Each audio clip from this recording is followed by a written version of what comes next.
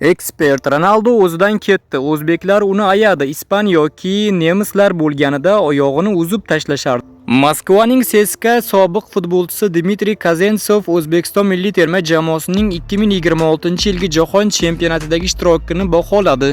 Eslatib o'tamiz, o'zbekistonliklar Portugaliyaga qarshi o'tkazilgan uchrashuvda 0-5 hisobida mag'lub bo'lgandi.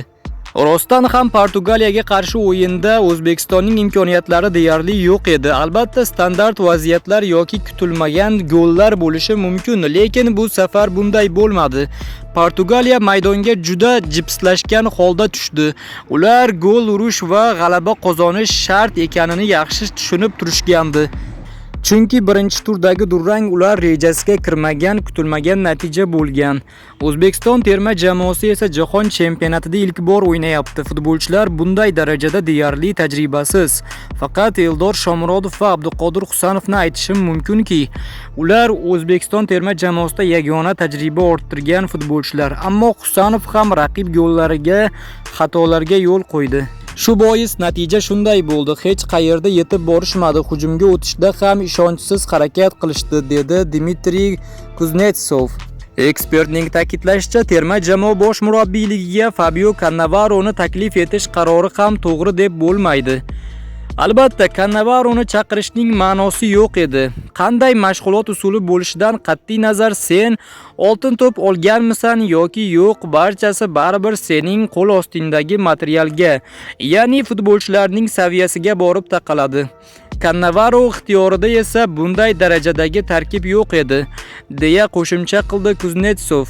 Bundan tashqari, taniqli mutaxassis uchrashuvda 2 gol urgan Cristiano Ronaldoning xatti-harakatlarini tanqid qildi. Ronaldoning O'zbekiston darvozasiga urgan 2 goli bilan o'ziga ortiqcha baho bermaslik kerak. Unga maydonda deyarli hamma narsaga ruxsat berildi. Juda ko'p vaziyatlar yaratdi. Lekin o'yin oxirida bir jihatga e'tibor berdim. U raqiblarga nisbatan hurmatsizlik qila boshladi. O'yinchilarga qasddan to'qnashdi. Agar raqibi Yevropaning kuchli jamoasi bo'lganida bunday qulliqlari uchun u javobni darrov olardi. Bu yerda esa raqib saviyasiga qarab u o'zini haddan ziyod erkin tutdi, hatto orqadan kelib oyoqqa tepishga bordi. Germaniya yoki Ispaniya unga bunday qilishga yo'l qo'yarmidi, aytingchi? Pavel Evteyev O'zbekiston terma jamoasining play-offga chiqishiga ishonmoqda. Qozog'iston milliy terma jamoasining sobiq futbolchisi Pavel Evteyev Sport KZ nashriga bergan intervyusida Jahon chempionati 2026 guruh bosqichidan o'rin olgan Portugaliya O'zbekiston uchrashuvi haqida fikr bildirdi. Terma jamoalarning tarkibi va saviyasi o'zaro taqqoslab bo'lmaydigan darajada edi. Portugaliya so'nggi yillarda Yevropaning yetakchi terma jamoalaridan biri bo'lib kelmoqda va ularning O'zbekiston ustidan qozongan g'alabasi qonuniy natija bo'ldi.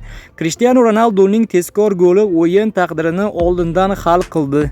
Shu bilan birga O'zbekiston terma jamoasi hali ham play-off bosqichiga chiqish imkoniyatini saqlab turibdi.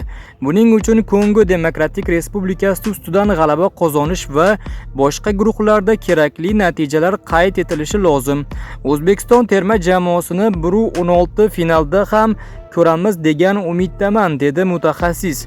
Eslatib o'tamiz, 2 turdan keyin Portugaliya hisobida 4 ochko mavjud bo'lsa, O'zbekiston hali ochko jamg'armagan. Guruh bosqichining hal qiluvchi uchrashuvlari 28-iyun kuni bo'lib o'tadi. O'zbekiston Kongo Demokratik Respublikasiga qarshi maydonga tushadi. Portugaliya esa Kolumbiya bilan kuch sinashadi. Ikkala uchrashuv ham Toshkent vaqti bilan soat 14:30 da start olishi rejalashtirilgan.